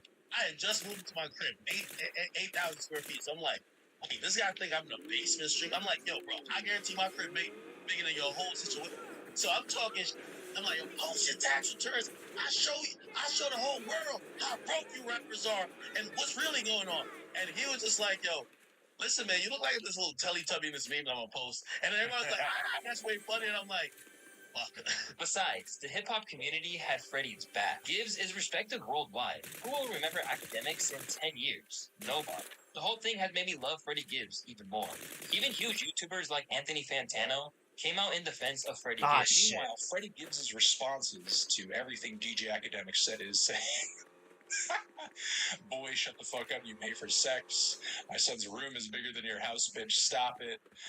I'm not Vic Mensa. I want proof that you didn't have oral sex with Tekashi, so on and so forth. So, everything Freddie is saying to him. But as he's proven time and time again, it's hard to keep Ack down. And eventually, he went on the offensive again, exposing Gibbs as having a pop for a dad. his father's a police officer. I just want to paint the irony of this whole thing. A kid who grew up playing with his father's badge, handcuffs, police uniform, and gun, and yes.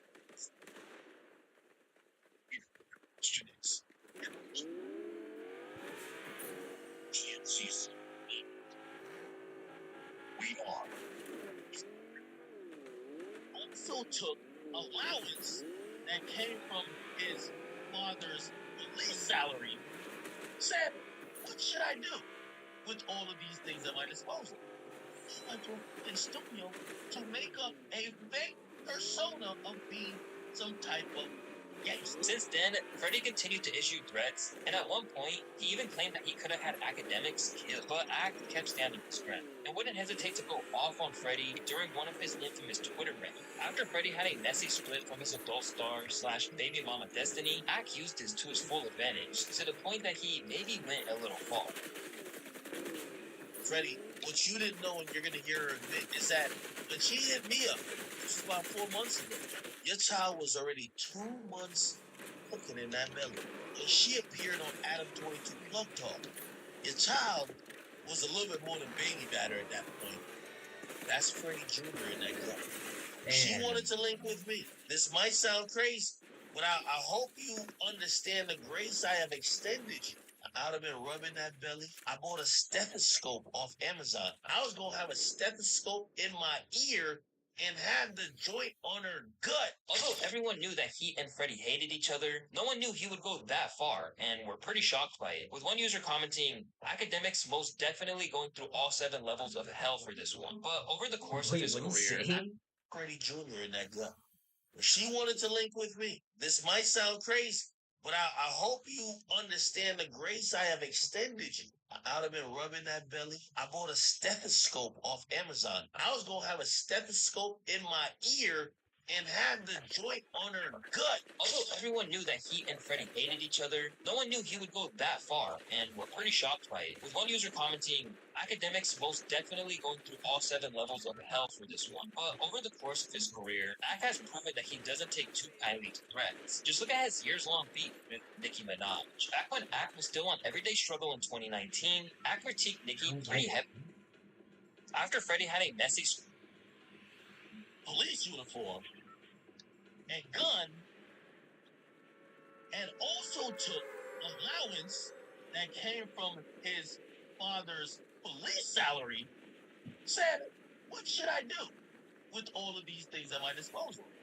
He went to a fucking studio to make up a fake persona of being some type of gangster. Since then, Freddie continued to issue threats, and at one point, he even claimed that he could have had academics killed. But Act kept standing his ground and wouldn't hesitate to go off on Freddie during one of his infamous Twitter rants. After Freddie had a messy split from his adult star slash baby mama Destiny, Act used this to his full advantage, to the point that he maybe went a little far. Freddie, what you didn't know and you're going to hear her admit is that when she hit me up, which was about 4 months ago, your child was already 2 months in that belly. When she appeared on Adam 22 Plug Talk, your child was a little bit more than baby batter at that point. That's Freddie Jr. in that glove. If she wanted to link with me, this might sound crazy, but I hope you understand the grace I have extended you. I'd have been rubbing that belly. I bought a stethoscope off Amazon. I was going to have a stethoscope in my ear and have the joint on her gut. Although everyone knew that he and Freddie hated each other, no one knew he would go that far, and were pretty shocked by it, with one user commenting, "Academics most definitely going through all 7 levels of hell for this one." But over the course of his career, Ak has proven that he doesn't take too kindly to threats. Just look at his years-long beef with Nicki Minaj. Back when Ak was still on Everyday Struggle in 2019, Ak critiqued Nicki pretty heavily for some of her antics, and came down on her for tracks like Megatron flopping. In response, she called him Joe Budden's sidekick during an interview with his former co-host. For a while, it seemed like Nicki was pretty bothered, but suddenly, she slid into his DMs and let him have a piece of her mind, warning him to lay off in the process. She said, you guys to make a joke about you, Joe, on my show, the people you rep, and stop your job from being broke. I know too much about your family for you to be playing with me, you hoe-ass rat. Where you at now? I forgot about it. I said, send your number. My husband wants to talk to you. If I were you, I'd send your number because you're going to make it worse. As someone who wasn't yet a household name, Academics was pretty happy to have the queen of rap come at him like this, and said it reflected worse. It's the size of a downward spiral. Remember she got at some journalist who got inside her, and eventually that journalist got fired. She got the right one. Like me, I like to keep it all the way public. This is how I came up, baby. Like, this is great. So she really just gave me content. Since then, Ak has very rarely had any kind of word to say about Nicki Minaj. And after Nicki's husband was threatening Offset on her behalf, during the latest installment in her feud with Cardi B, Ak went all the way off. Well, I don't know nobody with a good a good story about Nicki. Nicki Minaj has continued to give a facade of her being a decent, nice person behind the scenes. For anybody who's had interactions with her, they realize that she doesn't see anybody as someone that she should respect. Definitely not as equals. Definitely not as someone that she can't control. And now, which is very sad, and this is why I'm so happy that she's being exposed, Nicki Minaj actually thinks that she's a gangster bully. Nicki Minaj actually thinks that because she married a top-ranking blood member of some set, she could threaten and intimidate people with that guy. She tried to do it to me. He only knows what he knows. He don't know nothing about this industry. He's a crash dummy. He's been crashed out multiple times before. It's the reason why he's on federal probation or parole. With fighting talk like that, it's no wonder that some people have questioned if Ak is putting himself in serious danger by constantly getting lit off the Henny and running his mouth. You say you're a civilian, right? But yet, you tell him to pull up, right? You inviting this to drama, and you saying, when you get there, I ain't gonna do nothing to you. I'm just going to defend myself. But what if this actually pull up? Did it actually pull out? Well, as he proved during his beef with Meek Mill, Ak will also play the civilian card when it suits him. Academics canceled because he's a bad police and our culture don't need him, Meek tweeted in 2020. He also gassed a lot of beef that got people killed and hurt, and never donated $1 to the culture. After Ak responded, saying that he wasn't in the position to cancel anyone, things escalated to the point that Meek basically implied that he was putting out a hit on him. But at this point, Academics immediately alerted police. Just stop snitching on yourself. Stop telling the world you're greenlighting people, and just do what you have to do. When you say greenlighting, I send that to the police. I'm gonna be honest with you. Wait, Meek Mill just told me in front of the world I'm greenlit? Okay, here's the cops. Hey, Meek Mill, that's his account, that's his people. He said I'm greenlit. Are you dumb? Since then, Meek has told Academics to stop posting him. But in typical Ak fashion, He's completely ignored that request. While Meek was probably just sick of Act's narrative on him, one rapper who's taken it a step further to the point that it may lead to the courtroom is Megan Thee Stallion. The saga all revolves around the Tory Lanez and Megan Thee Stallion incident where he shot her in the foot at a party in Los Angeles. The whole thing has been covered pretty extensively, so I'm not going to go into too much detail here, but the bottom line is that from the start, Academics wasn't buying Meg's version of events. So once the proceedings got underway, Ack was fighting Tory's corner, quickly posting the news that the DNA evidence on the gun was inconclusive. Immediately, Meg fired back at Academics and claimed that there was no possible way he could have this information. Court ain't even started yet, so why are y'all ready to start lying? I know some of y'all blogs on payroll, but please don't get sued trying to create a hate campaign. Be a real journalist and post facts. Clearly, the threat of a lawsuit did nothing to scare Ack off, who came right back at her. You've been living off a narrative, and it's sad you made it where if Tory don't go to jail, you don't win. Over time, he went from making it about the trial to going deeper about her career. At the Stallion, you literally signed to a dude, managed by a firm, and signed to another conglomerate. You don't own nothing you put out. You literally won all your awards off this You Got Shot storyline. Get your masters back, then holla. Hated by Megan's fans, and even shaded by her lawyer that labeled his actions as nothing more than the dishonest machinations of a desperate man, Ack has remained defiant whenever talk of the lawsuit came up, and if anything, he's gone even harder. Recently, when Megan claimed that her days of being promiscuous were over, he saw this as the perfect time to do an expose on her. Tory knew he was wrong. By the way, Tory was easy. I'm not speaking to Tory. I'm speaking on everything I've heard about that situation. It was easy. He was flying to him. He never had to do nothing. He never had to inconvenience himself. He had to do, like, you left your team, flew on a private jet without security, anybody, to see him. You're paying tens of thousands to go see him, to get piped out at his spot. He's getting free. He's chilling. He don't care. At the moment, Megan hasn't responded to the latest claims, and she probably doesn't even have to, because by ignoring them, it contributes to the idea that he only picks on women like this. Just look at what he had to say about SZA. But SZA, let me give you the truth. This is an ether that's gonna make your fucking soul burn. I don't care how many albums you sell. Double chin chick, you are just as fat as me. The doctors, the kid surgeons can't fix you. The lip gloss, the fake pee, doesn't matter. You're just a fat mini Lizzo. That was a completely unprovoked attack, and it only ended up when his favorite rapper, Drake, had to call him up to tell him to stop. Unfortunately, his goat wasn't around to stop him when he decided to get brave with women by screaming at his girlfriend about how he was the prize in a mall.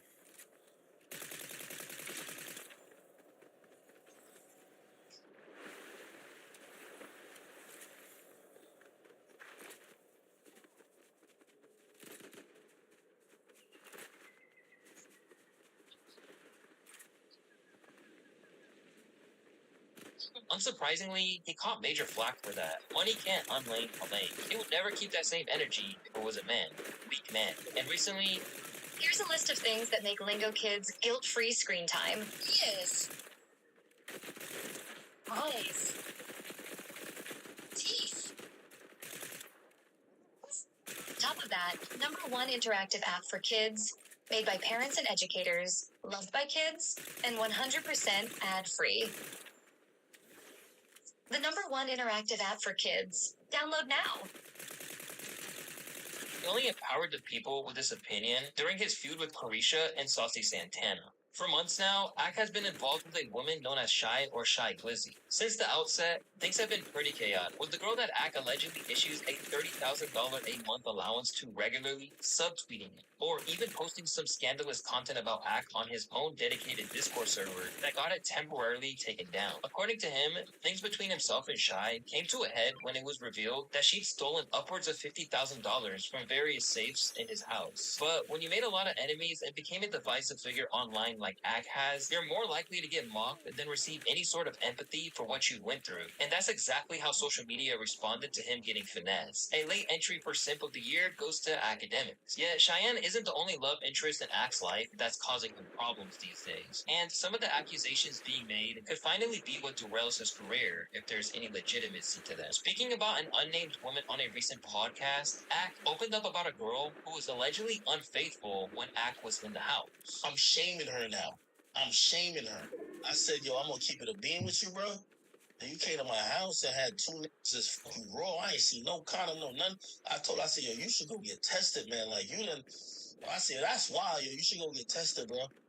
From that moment, the denial shifted, and she kept, like, trying to, like, pivot on the denial to, yo, nah, send me the video.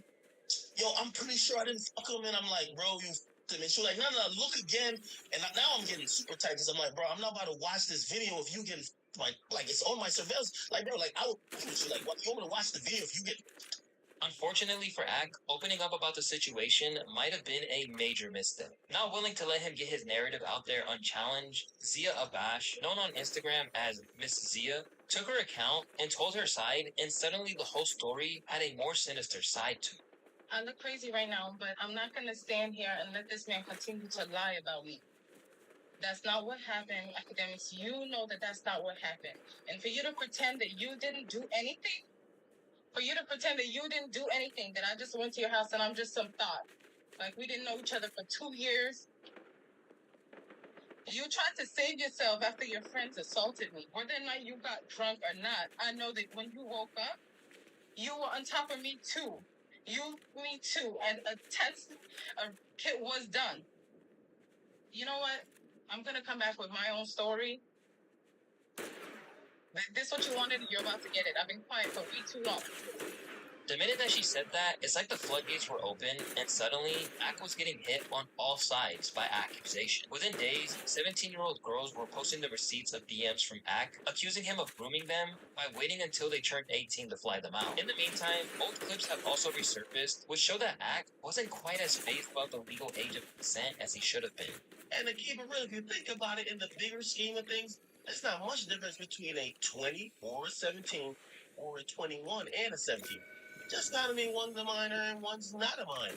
In any situation, that clip resurfacing wouldn't be a good look. But when there's already a whole host of people who love to see you fall, and that there's people chattering about you being a creep, it's really not going to help your case. Considering how despised he is, it's no surprise that some of his old enemies like Freddie Gibbs have rushed in to twist the knife.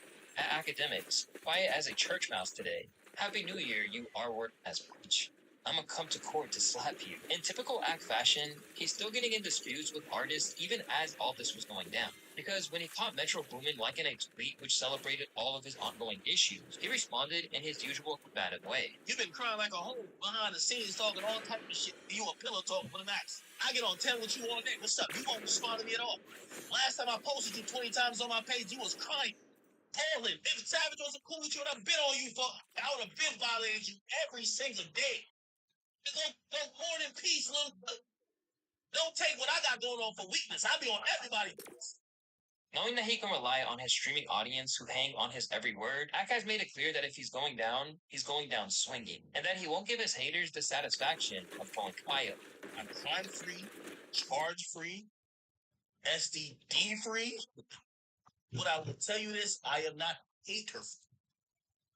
There's been numerous individuals who probably have felt certain ways about me over the years that they could never come at me themselves. They're gonna latch on to any false narrative. They've tried before. Whether or not anything sticks, it's clear by now that it'll take nothing less than a literal criminal conviction to stop Ak from hopping onto his gaming chair and speaking to his global audience. Because even though he'll never be beloved, hip-hop fans see him as a necessary evil, and that they'll tune into his videos if there's an interesting topic, or they want to hear his latest drunken rant. And when he's beefing with another MC, or those situations where he becomes the news rather than reporting it, those viewing figures are only going to keep shooting up even higher. Yeah. Hey, my brother. What's up, home? They seem like you got everything figured out. Just like always. You with me anyway. He's the only person who could get under your skin like that. Sorry, Cheetos. You just drove the train off the tracks. Not talking to me. So I'm not feeling it. Ain't nowhere to run. Ain't nowhere to hide. It's always a cost for war.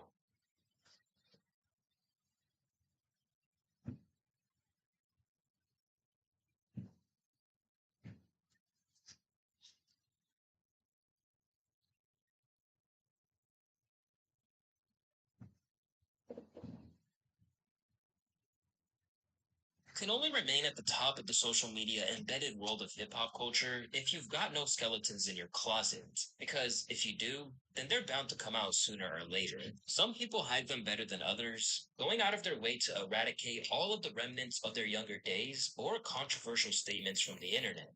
Meanwhile, other individuals who've amassed a lot of enemies and power think they've reached a point of untouchability where they get complacent. In turn, this allows their true self to spill out in the full view of the public that is just waiting to see them fall. And after spending the better part of a year going from a divisive figure to one of the most widely mocked and despised men in hip-hop, Academics has unfortunately made it far too easy for them to tear him down, because now he's got them wondering if these predators really do be moving in flocks. It's your boy Luesta, and this is the seedy downfall of DJ Academics. And right now, his world is crashing around him. Somewhere in his mansion in New Jersey, the real man behind the persona that dwells in his room streaming to the world, known as Livingston Allen, is having to take on some of the biggest L's of his life. In what felt like just a matter of days, Academics has gone from a true titan in the industry to being banned from Twitch. Around the same time, he was unfollowed by Stake, the same gambling company whose ads discreetly appear in most of his posts, in a move that has led many to believe that they have cut ties with him. They aren't the only ones either, as he has allegedly lost his sponsorship from Happy Dad as well, and that's a company that has had its fair share of controversial figures surrounding it.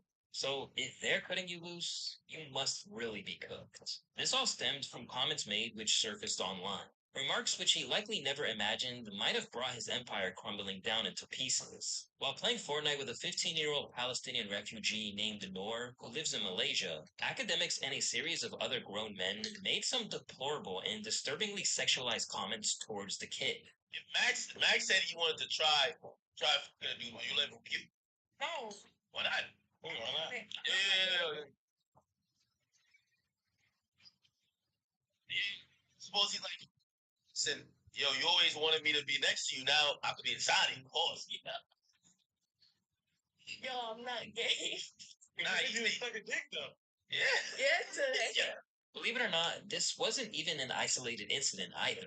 During another stream with Noor and Tory Lanez' former manager, they ramped up the weirdness even further by prying into his personal life.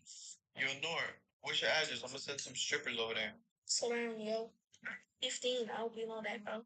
You're trying to get woman, bro. I'm not scared. Yo, bro, you're trying to put me on a case. You're trying to put them on a case. So? What you mean, so? That's weird. Trying to look out. You know all the rappers lost their virginity to like old women, right? As the whistle was blown and the content went viral, Noor was praised for the maturity in which he handled the situation, because clearly he felt like it was weird, and even went on record saying it. So this is Ray's Discord. By the way, Ray is Tory Lanez's manager. I know him. A bunch of Fays knows him. Like knew him, right? So he invited me to the Discord, and I joined. For maybe a week or so. And they were playing Fortnite. I asked if I could join. They said, okay, I put them on live. They said, it's fine. Blah, blah, blah, blah, blah. They knew you live and was still talking like that? Yeah. So imagine what happens when nobody's live. Exactly. Almost immediately, Academics, who has become a figure of ridicule across the world during the Drake and Kendrick beef for his incessant glazing of the boy, got torched, and rightfully so. From the outset, a lot of people insisted that they weren't even shocked that he'd behave as shadily as this. Color me surprised. It's always the ones you most suspect. Really taken after his idol. No wonder bro was protecting Drake with every fiber of his soul. But soon, memes and little jibes would be the least of his problems. Rather than hold his hands up and admit that he had been caught in a deeply inappropriate chat with a kid on several occasions, Academics lashed out at the streaming community. Like, I swear to God, I never need to be on